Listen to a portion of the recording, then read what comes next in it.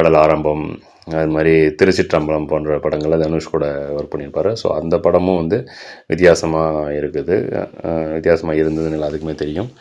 இது எல்லாமே வந்து பிரகாஷ் ராஜ் அவர்களுக்கு கை கொடுத்த படம். அதுபோக அத்தடு ஒக்கடு போன்ற படங்கள் தெலுங்குலேயும் நிறைய பண்ணியிருக்காங்க. மலையாளத்தில் அது போக பாண்டிப்படா, அன்வர், இப்படி பல படங்களில் வந்து தன்னை வித்தியாசப்படுத்தி அதில் வில்லன் நடிச்சிருப்பார். ஸோ எல்லாராலுமே கொண்டாடப்படக்கூடிய ஒரு நடிகர் தான் நடிகர் பிரகாஷ் ராஜ் அவர்கள். இன்றும் அவர் வந்து தமிழ் திரையுலகிலையும் பல மொழிகள் சார்ந்த திரைப்படங்களை நடிச்சிட்ருக்காரு.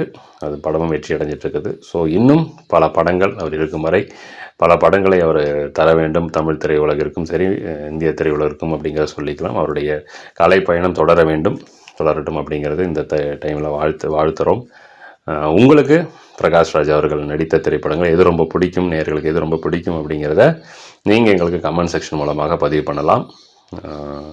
எங்கள் நிகழ்ச்சிக்கு நீங்கள் கொடுத்துட்ருக்கிற ஆதரவுக்கு ரொம்ப நன்றி. மீண்டும் அடுத்த வாரம் மற்றும் ஒரு